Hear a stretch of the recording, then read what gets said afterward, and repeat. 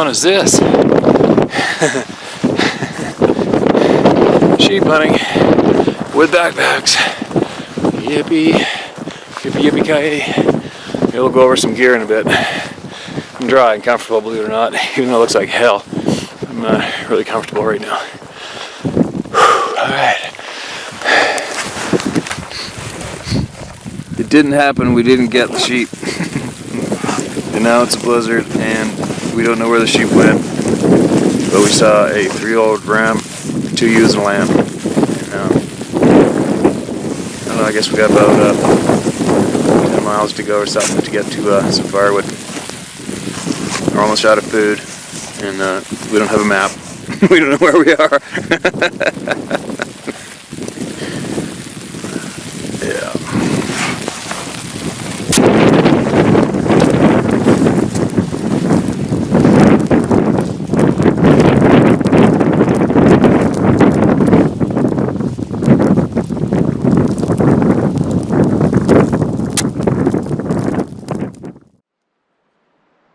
I got that camera attached to its own little holder in the gun rack on the front of the quad. It's a little jiggly. I don't know what I'm going to think of this setup, but I didn't bring the other tripod. I'm at home. Got a lot done today. And I didn't get my email back that I was anticipating so I could share what I want to share. But looking back on the original email, what this man has sent us in the previous, I'm pretty certain he sent it all to me in with the intention to share with all you. He just got out of the hospital. He's been dealing with cancer, so I don't imagine he hits his email that too often. So we'll see what happens. So I'm going to read some fresh ones here. Not fresh, he's been waiting for a while to be heard. And then I will possibly share what that significant information that I have. I'll share that with the next couple days coming up. All right. I'll figure out how to tactfully do it because I just don't think that we should share his identity.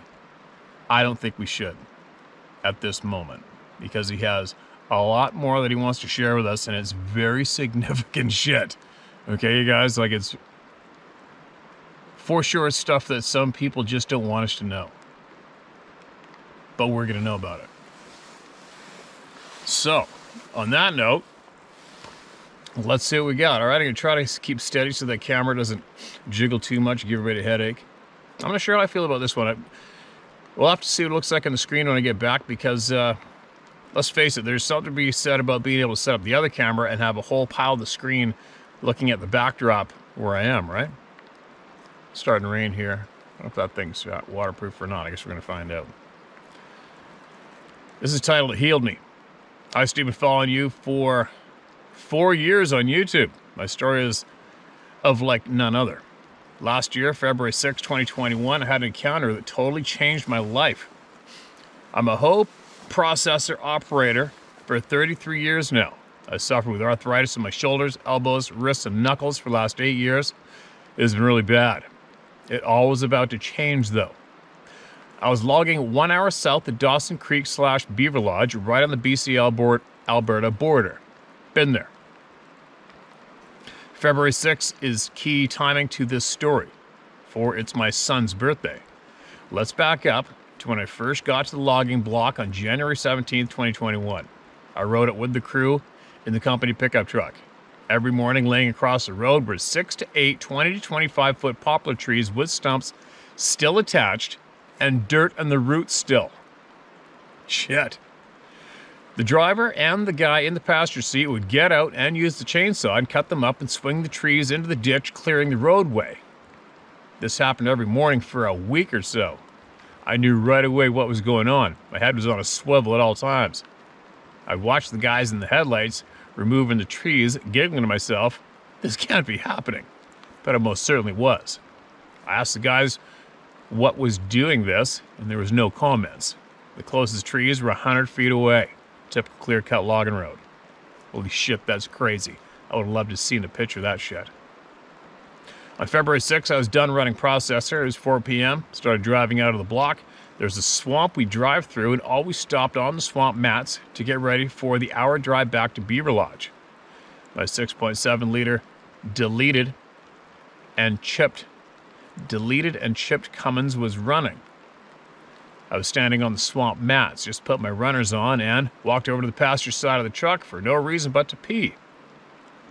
Okay, hold on a minute, you guys. I'm going to move this quad underneath that tree because I have a feeling the raindrops are going to be hitting that camera and making annoying sounds. All right, so just give me a minute.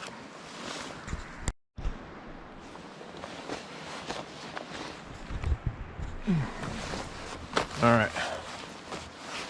That thing running? Yep. All right, here we go. As long as this thing doesn't flip out of park, we'll be all right. I'm on a total hill right now. I just started peeing and I heard, "You've been looking for me." It was loud, crystal clear. Remember, I was standing by the passenger side headlight peeing off the mats. Instantly, I looked around. My Cummins was still in warm-up mode and the exhaust was whistling like they do when they are deleted. I looked left, I looked right, and behind me. Then heard again, "I'm in front of you. I'm going to let you see me." I looked straight ahead and focused on a tree, 30 to 40 feet away at the 10-foot level of this 15-inch poplar was a fork, so I thought. But the fork started to move down, and I could see it was his arm, and he brought it down to his side, and boom, there he was. In my mind, what looked like a cluster of poplars was actually him. His arms were mimicking branches. Steve, he was massive. We locked eyes. In my mind, I said, "Your head is huge. Oh my God, look at your eyes." He smiled at me, Steve. It was at this moment I realized he was mind speaking to me. After the smile, he spoke to me and said, "You aren't like them." And I replied, "Like who?" And he said, "You're kind." He was referring to my crew. I replied, "What do you mean?" "You are a good one," he said. I was trying to process what he was getting at. He then said, staring straight into my soul, "Everything that has been bothering you for the last 10 years is going to be fixed soon." I asked, "What do you mean?" He said, "You will see," he said. I asked, "Are you going to hurt me?" And he smiled and nodded his head in a no manner. I was still standing there, Steve, peeing, totally vulnerable, talking to this beautiful hairy beast with a 16-inch head and brown eyeballs the size of grapefruit. It was then I felt this electrical impulse behind my ears on the bone of my skull at the jaw mandible. I said, "What are you doing?" "It's okay," he said. The electrical pulse went up and down behind my ears for 10 or so seconds. I could literally feel the wavelength of this electrical charge. It was going up and down the bone behind the ears, and I was still peeing. And though the charge didn't hurt, it was like putting your tongue on a 9-volt battery sensation. He said, "Now off you go. You be back tomorrow." The electrical charge went to a peak and then it stopped, just like that. I noticed I was still standing there. I'd finished relieving myself. I looked where he was standing and he was gone. I raced down to the front of my truck, jumped in, almost scampering and sliding on the mats. I didn't zip up my pants. I slammed that Cummins into gear and roared out of there in total disbelief of what had just happened. Through the whole encounter, Steve, I was not scared, and he was older. He had many lines and wrinkles in his face, this broad nose. I've seen many natives in Canada with the same face type. He was gentle, Steve. He had been watching me since I arrived in January 17. He knew I had incredible pain from arthritis. Oops, what the hell happened there? He knew I had incredible pain from arthritis. I got back to the apartment that night and slept like I'd never before. It wasn't until I woke up the next morning I realized what he had done to me. My arthritis was totally gone, and is still gone to this day. It's December 14th now, Steve, and I've been healed. This was my son's birthday, the day this gentle being healed me. 20 days later, my son, who I hadn't seen in 8 years, because I was a total idiot as a father, 10 years earlier, showed up on my doorstep while I was still there logging. I thought I'd lost my son forever, Steve, and here he was, live in person, with me at the apartment in Beaver Lodge. He now lives with his dad again. Him and I watch you every day. None of this can just be coincidence, Steve. Anyway, thanks for your channel, Steve. I hope everyone has the same kind of encounter as I did. God bless, and never stop telling the round table, logic must rule the day concerning the events in the world today. There's more, Steve, but I'll get back to this gentle being another time. Macaroni was great. I love the goats and want to say that was one hell of a shot with the arrow that went down the moose's throat. That's a 1 in a million, dude. Merry Christmas, Steve. Okay, man. Your name is Steve, too. Steve, that is incredible. And you know as well as I do, man, there's going to be a lot of people that are just going to shake their head and go, yeah, right, what are you doing? What are you on crack or something, right? The fact of the matter is, there's human beings who have healed people all over the frickin' planet today, right? Seen them on TV, right? I mean, we've seen people healing people. I don't know how many times, right? We've seen miraculous healings. People have full-blown cancer, gonna die, come out of that hospital fully healed. There's all sorts of examples of that have gone down in modern times. So I don't doubt your story for the slightest bit. And I definitely want to hear more. All right? So if you got more, make sure you send it. All right? And don't cut it short either. Just let her rip and share what you got. Okay, man?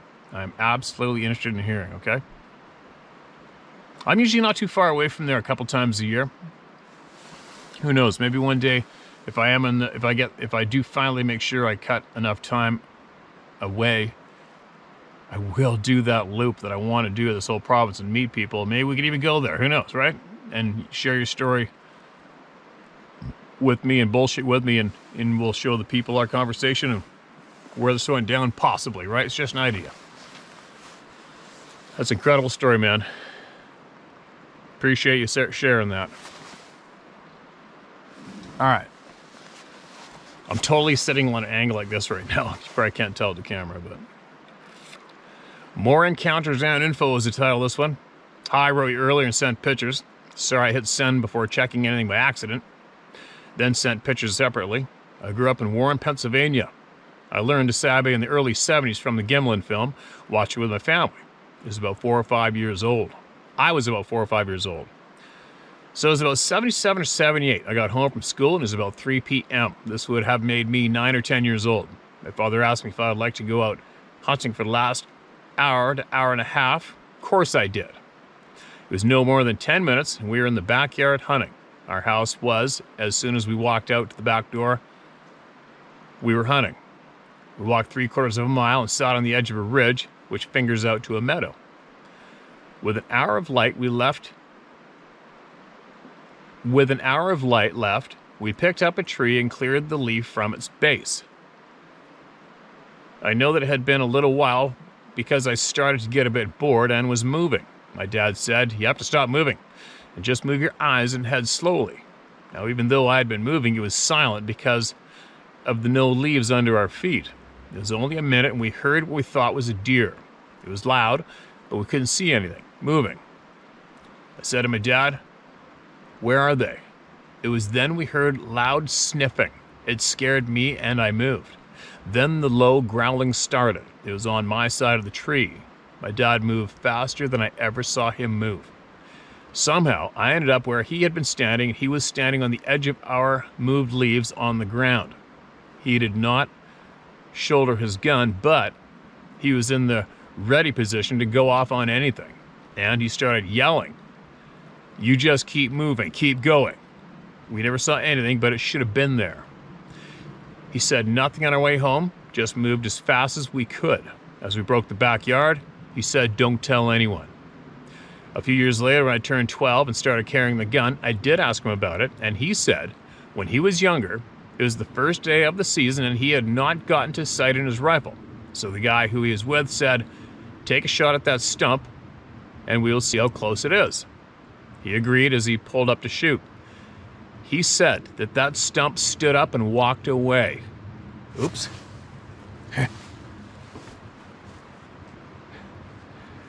Oh, got people coming with guns.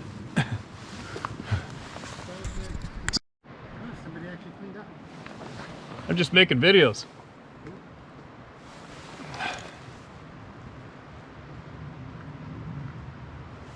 Been down here a lot. Yeah, I haven't been down for a while either. Water's down quite a bit. Yes. What do you guys got? Just a pellet gun. Oh, it's pellet gun. 22. New one? Older. I bought one at Cabela's a little while ago. I haven't had a pellet gun for years. I asked him for a high power one. gives me this thing. It sounds like a 22 when it goes off, and it shoots 1,600 feet per second. You need a PAL for those ones. Yeah. Yeah, I had to fill it out. No, this is just $4.95. Yeah. Don't need a PAL for it, but it's still strong enough to get small game. Yeah, I yeah. actually got a grouse with it the other year, right? Cool. Just got to have shot placement. Yeah. You guys ever hear any Sasquatch stories? Usually. Hey? Usually. Oh, do you? Just random little ones.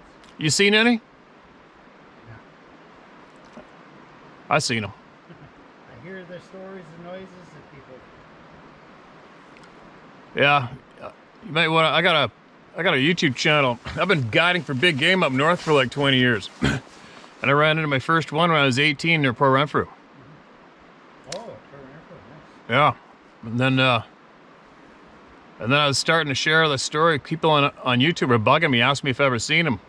And then I finally admitted online I did. And people have been sending me emails from all over the world. I got like 15,000 emails. Crazy, eh? I know I always tie in there's a certain dance in my culture that we do. Translates roughly to the wild man dance. Yeah. But there's a noise we make when we're doing the dance. I scared my mom one time because I made that noise in the middle of the woods. Oh, she heard it before. She must have heard it before. She asked if that was me. I said, yeah. She said, stop it. I hear there's a lot of sightings just on the stamp. Oh, I heard tons of stories around there. I heard McCoy Lake Road. Yeah, same, yeah. I heard a mother and a baby were in McCoy Lake Road area for a long time. Yeah. Years ago. Yeah, my neighbor, he owns that McCoy Lake gravel pit or whatever. Oh yeah. Tim. Anyway, him and his family walk along there. They got scared from something there too. Took off. And then Nemint Lake's got a bunch of sightings out there too. Yeah. There used to be you hear it all the way along people going to Tofino or people going to actually you hear it regular with people who go to Nitnat. Nitnat, yeah, Nitnat. Lots on the highway, but past here to Tofino. Yep. You kill it. Kennedy Lake. You hear more. I hear a lot from different people, like, because they got family down there, right? Saw one tonight. That's it. That's all they'll see. Yeah, so bizarre, eh? It's come so normal for some of them, but that's all they'll post. Saw one tonight. I know, and it's funny how many people think it's a joke. I mean, I don't crave it myself. I mean, it's nothing. It's a little bit on your nerves when it happens. Now, been out far enough. I've heard of people out hunting. They're good trackers. They'll get their deer. They know they got a good hit, right? The proper plug. They said they'll get to a point and they'll start to get an eerie feeling like they're being watched, and the blood trail's gone. Oh, they take the deer? They took the deer. Yeah. Yeah, I know people who've had their elk and moose taken out of their camps and stuff. Huh. I was kind of wondering. I wonder if there's any elders around here that might want to, who have any knowledge to share about it. Be a thing to post on AV Chatterbox if you're on that. Yeah. I could probably try that. I just live up the road here. I bought that log house around the corner. Oh, cool. Yeah. So I keep on, so every once in a while I come down, I'll read like 5 or 6 emails of people writing in about their experience, how they've seen them, and then I put it on the YouTube channel. Well, I hear stories of it, and I hear stories of people who come down here and get old elder stories. There was one where a guy invited his buddy over, and he says, "Don't freak out." I said, "What? Just don't freak out. Just trust me. Whatever happens, don't freak out." They're sitting by the fire, and next thing you know, this thing comes out of the woods and just warms his hands by the fire and then walks away. No way. Took the guy a few minutes before he calmed down and realized what just happened. It comes most nights. No Just way. warms his hands for a second and leaves. I don't bother him, he don't bother me.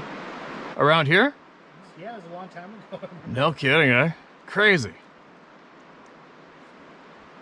Yeah, I just say out loud sometimes, and I'm home by myself. I just say out loud, just leave me alone. I know you're here, you know I'm here, just leave me alone, don't scare me. Seems to work. So far. Yeah. So you guys gonna shoot down here? Oh, we can go down there. big park. It's just a straight shot. Yeah. I was actually coming right by here because most people leave cans around here. Yeah. You take a couple cans, shoot them, and then bring them in. Oh, yeah. Looks like someone actually cleaned up today. Yeah. There sure is a pile of bears down here in the spring, eh? Oh, there's a ton. This is a good fishing hole for them. Yeah, I put, when we first got here, I put trail cameras all around the edge and I left them there for like a month. There's so many bears, I couldn't believe it. Bears and eagles.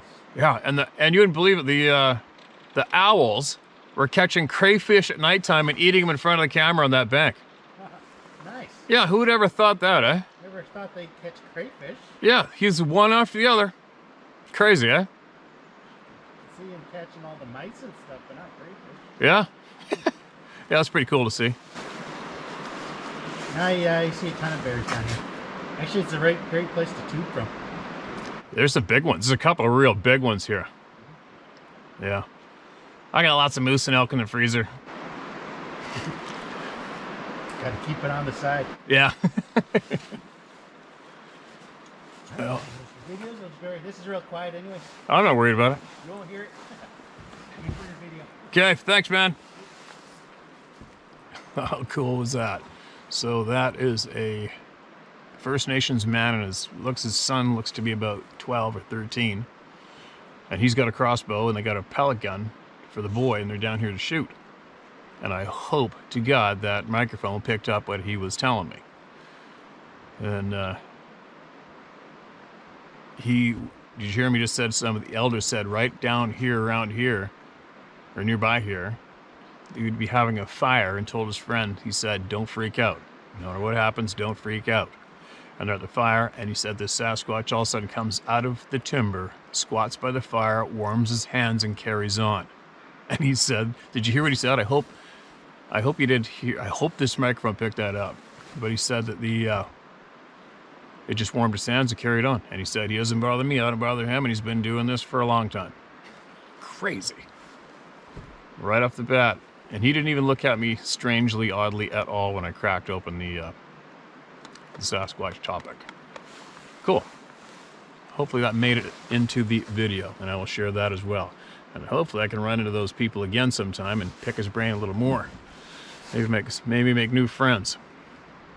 Because I want to talk to the indigenous people about this as much as I can. All right. Start again. Carry on where I was. That was a good little interruption, actually. A few years later, when I turned 12, started carrying my gun. I did ask him about, okay, read that. He agreed as he pulled up to shoot. He said that the stump stood up and walked away, and that's all he said about it.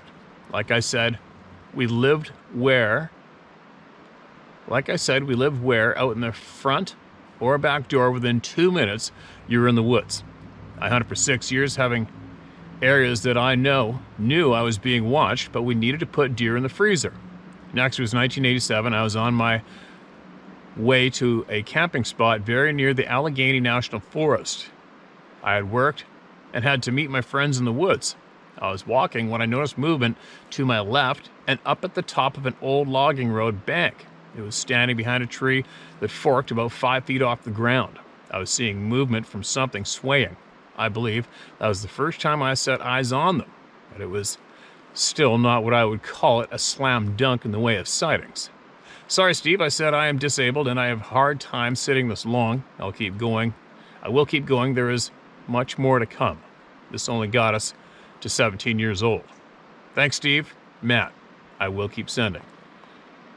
And I'll keep sharing, Matt. You keep going out of your way to share with me to the people. I'll keep sharing it, all right, man? Thanks. Thanks for that email. Man, my brain's just reeling after having that conversation with that man. McCoy Lake Road. He said there was a female and a young one there for a long time, and that is where my neighbor owns a gravel pit there, and his employee saw one of these beings run across the Banfield Road, and him and his family were walking on that road and had the daylight scared out of them by one. That was the first conversation I ever had with my new neighbor. See how common it is when you start talking to people and look them in the eye and don't laugh? All right. Another attempt to share. It's the title of this one. Hello, Steve. First, I'd like to say I very much appreciate what you're doing and hope it not only succeeds in making this topic acceptable, mainstream science, and open up discussions on all things cryptid. I believe they are all tied together on various levels. I'll get into it. My name is fine to use, Corey Merrill. Location is to Northern Adirondack Mountains and Champlain Valley, New York. As a youngster, my close family, mother, father, and my father's sister's family, went for a walk down a dirt road, probably looking for a fishing spot or a good picnic area. I don't remember. As we all went down this dirt road, I noticed something in the dirt. It was like a hand with brown fur and claws, but the finger bones were showing, and my cousin and I wondered what it could be. Everyone else kept walking. They got about 50 yards away and all turned around and sprinted back to the cars. My parents grabbed my cousin and myself on the way by. They all looked scared as hell, but never said more than, "Your uncle saw a snake." I never did get an answer for what happened, but I suspect the grading machine kicked up part of a shallow grave made when the land softened. As the adults and older cousins walked, they were scared off by Sabe, who didn't like us packing their dead loved one's hand with sticks, understandably. A few years later, and 45 miles away in the mountains, our camp shack was opened like a dollhouse. The entire front wall was pulled off the frame and foundation and was lifted up like it was on a hinge. It was not on a hinge. It was constructed with nails and screws. It was pushed well beyond the eaves, then dropped. The window area was then pushed out to make a walkway. My dad said he thinks it was a bear. We only have smaller black bear here. A very large one for the area is 250 to 300 pounds. A bear that size did not open our camp building like it was a toy, lifting the wall out and up beyond the 10 feet to our eaves. Another 8 to 10 years later, I was living out there alone for 3 months. It seemed like I was always being surrounded when I do night chores, like making sure I had drinking water. And they moved with me, but kept to the shadows, just at the edge of my light's effective ranges, which I had pointed in all directions. Once in a while, it looked like something stirred up commotion randomly on that perimeter. I felt like I was being hunted the entire time. Thanks to information I learned here on your channel, I've come to realize that I was surrounded by and that they were probably keeping something else away from me. I realized they were not hunting me as I first thought when I learned what it was. At the time, every night it sounded like several hundred wild dogs were in the area with constant howling, yipping, and barking, etc. It often sounded slightly wrong, almost like people were making the sounds, but doing so extremely well. I did see leaves and small shrubs start shaking like something brushed up against them hurriedly. It would stop and happen in another spot in the perimeter line and repeat around the whole ellipse. I suspect they just didn't want a human to go missing in that area because it is nice with plenty of everything to live on. Plus, it has a very small number of people who go in the woods. So they want to avoid search parties, I would imagine. This was every time I went out at night and had to go to the main trail. I do not recall much else beyond feeling like I was being hunted and wondering what the hell was going on just out of my view. I do know that one evening I was taking firewood from the stack behind the shack and I heard a moose snort. I didn't see it and I didn't feel like I was in direct danger. But then I heard a loud crack of a tree being snapped, or log maybe, and all of a sudden grisly sounds of that moose being beaten to death with a tree. And all of a sudden, grisly sounds of that moose being beaten to death with the tree. It screamed, it gurgled, and lots of wet packing sounds. I never went back to that area of that swamp again. I decided I needed my old dangerous game rifle, so I temporarily retired my 5.56 and grabbed my 375 H&H mag. From then on, I felt hunted in my camp yard one night a few weeks later and took a quick shot at a huge dead tree just inside the wood line, and after that point, I didn't feel that threat again. I did have a few tools vanish while I was getting a drink. They reappeared in a tree stand a few miles away. Nobody had been around in 2 months, so I know it was not people. I know it wasn't the gray jays that followed me everywhere. They could not fly with a hammer. This is only a few of the things I've dealt with and encountered. I also think the answer for why Sabe seemed to lose power near running water is from the concentrated heavy minerals and element that collects in running water. Piezoelectric current, which is electricity created by pressurizing minerals like quartz, probably has something to do with it. Also, large piezoelectricity discharges into the atmosphere interacting with anomalous magnetic field behavior called a power vortex. It is probably how portals open to other places or times. This is a possible interaction with the electromagnetic spectrum. Light, visible and non-visible, microwaves, radio waves, etc. are all part of that.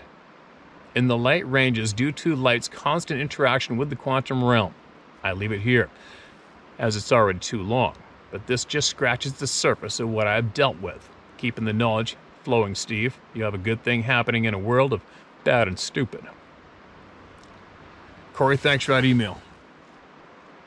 Appreciate it. I'm feeling that I'm reading kind of awkward because I know I've got two people right there in the forest off to my side, and they're about to be shooting their pellet gun and stuff.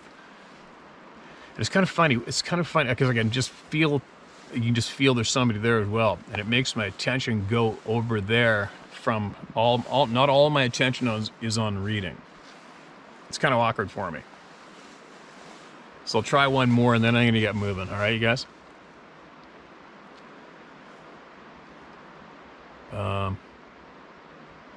All right, what's this one? Okay, this one's titled Hard to Tell. All right. Sometimes it's not easy for anybody, right? To start, I'm a weird one. I know shit I should not know, and yes, they are here. I've known that all my life, though I've only seen one, and that for only about 7 seconds. 8 feet tall, red-brown hair, crossed a 14-foot road in 2 steps. I know the feeling being watched, felt that since I was a child. I've had many experiences with them and others. Yes, when you're marked by them, there's no way out. They will be there for all of your life. You can move, country, city, don't matter where, they will be there. Not all are mean. Not all are mean harm, though. Some do. I've survived hellhounds controlled by them. I've felt the pressure as I've been in the woods, seen their drop trees across the only road out, just because they could. I don't think they pick at random. They know who they mark because they know whom has something of the past in them.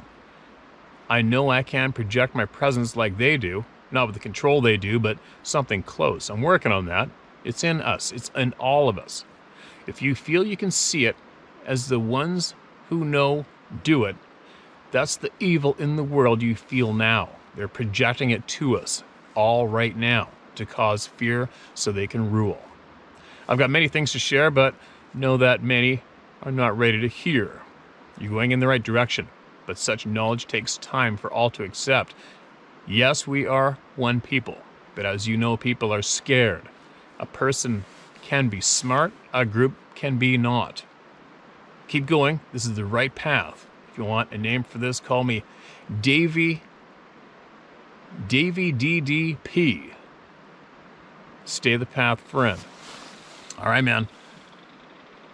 Well, I'm staying the path. I don't think I have any other choice. But if you want to send more, we're all ears, all right? Okay, I'm going to go. Oh, this looks like a long one. I'm going to go for it. I'm going to do this one more, then I'm going to go. I'm kind of excited to know if I got that conversation on the camera or not. First sighting, many encounters, rarely clearly seen. Steve, thank you. The first encounter with these things I've never told anyone. By writing to you, I was able to send the story to a couple of family, and I feel better, even if State Funny Farm, non-voluntary mental institution, here I come. 57 now, I have night terrors. Not so much about what I've done and seen because my country asked, but for what I ignored. Even with the problems above, one moment in my life still causes just a good old-fashioned nightmare every couple of months. It happened when I was 23, the moment in life when I was introduced to true fear. Fear that has such presence that is like a separate entity that has weight and presence and force in the world. After arriving the day before, late Sunday, I left Southwest Missouri, Springfield, Missouri, for extreme Southwest Missouri family farm. at 5.5 hours between stretch wide swaths of Mark Twain National Forest. As I drove, I planned out a place to take a short nap. At a place where I had to take a right, where two main roads met right before the charcoal plant, I decided to stop here. Number one, for about a quarter mile before the roads meet, there was a full-size paved emergency lane on both sides. Two, because of the intersection, the trees and brush were cleared about 20-25 meters, 60 to 75 feet from the road so traffic could see each other. Three, it was only a couple hours away from the main house on the farm, so even if I slept till dawn, I would still make work on time. I pulled onto the emergency lane, I stopped, reclined the car seat, and crashed. It was a beauty of a night, so I had the moon roof partially open where the rear edge of it has about 1.5 inches gap between it and the roof of the car. Windows down about 2 inches, catching a good breeze, and late enough in the fall that bugs were no issue. Car facing east, I figured I would nap until sunrise. Fell asleep to almost a harvest moon. 30 minutes later, I awoke. It was almost like sleep paralysis, except my mind was bouncing off my skull in complete terror, and my body was so full of fear I was incapable of functioning because of my body trembling. The charcoal plant must have been doing something because the air was foul with a burning sulfur on dead, rotting, maggot-infested animal corpse smell. I had to get away from the place, but I could not overcome my fear. I regressed to the first thing I memorized, the opening line of the Lord's Prayer, which I recited in my mind. This ordered my mind enough to move my eyes. No one was on the road to my left and to my right. The damn charcoal plant must have been putting out so much smoke. Part of the windshield, most of the passenger window was just black, and with many, almost curly smoke tendrils feathering out from the edges. The car was an '86 Ford Thunderbird. The car was running. I do not remember starting it. I glanced to my left, no traffic. I could not force myself to glance to my right. I told myself it was because I knew I would just see smoke anyway. I took my right turn with tires squealing. I heard a loud pop and was immediately in bright moonlight. A little confused, I looked over my right shoulder to see how big of a cloud the charcoal plant had made. Standing by my tire marks was the widest shouldered and tallest bear I had ever.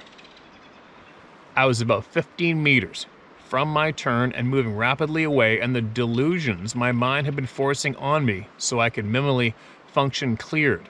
It was huge. Shoulders were as wide as the distance from the top of its thigh to the bottom of its flat, no pronounced muzzle face. The skull had a minor cone shape to the top, and the neck was very short and flared out onto his shoulders, giving almost the same look as someone wearing a cape, a poncho, with the hood over their head. It was thickly covered with hair everywhere except face that I could see. The hair hanging from its arms was in a separate matted and snarled hanging cornrow-like things. It was wide enough to totally block sight from the part of the windshield, most of the passenger window, and tall enough to lean over the car and block out the moonroof, the glass of which was no longer there. Then, when partially open, the moonroof was held in place only by two pins using the same spring-loaded 37mm yoke flimsy design. That was the pop I heard when leaving. I think the entity just instinctively grabbed it as the car started moving, and it was very self-aware, and it hungered and dripped hate from its whole being. I felt it had been carrying out a plan that did not have my continuing existence as part of it. There is not a lot of doubt in me that if my mind had not recognized that I was ill prepared to face one of these entities or consciously break the paralytic hold, very low frequency sound that the entity was using, just my belief, now supported by actions and results of several skirmishes and meeting engagements with these entities over the years. Therefore, my mind told lies so it could get some minimal function out of my body, or I would have been on one of those missing in the woods people. The only thing that would ever be found, my car with nothing wrong with it, plenty of gas and keys in the ignition, and my shoes with one sock neatly rolled inside each one, lined up exactly with the heel on the outer edge of the white strip. shoes pointing into the woods. P.S. The charcoal plant was closed and completely shut down, something I had to have noticed driving to Springfield just the day before. Luke Hatton. Tsuquolade, bird. Sorry. TSAQUOLADE equals bluebird, not personal name. Content of story, chocolate. Drop the T sound and add the word day. Choco, la day. All right. Bottom, the end of it's a little confusing for me, but I can't focus right now. Kind of expecting those guys to come back from the timber right there or not. I don't know. Or the pellets start shooting. But anyways, I gotta go. That's everybody's worst nightmare, and that's happened zillions of times. Being parked and something standing there at the edge of the car or the truck looking in. Or how about some of those people in Alaska, those couples that are parked in a parking lot and looked in the brake lights and seen something belly crawling up behind the car. Not good. I gotta get home. I can't concentrate for some weird reason. It's getting late anyway. And maybe, hopefully, next time I'm on here, I will share the substantial information that was emailed to me recently. I'm quite certain it was meant for all of us, so I'll get to it. Okay, I'm out of here, you guys. Hopefully this camera worked out.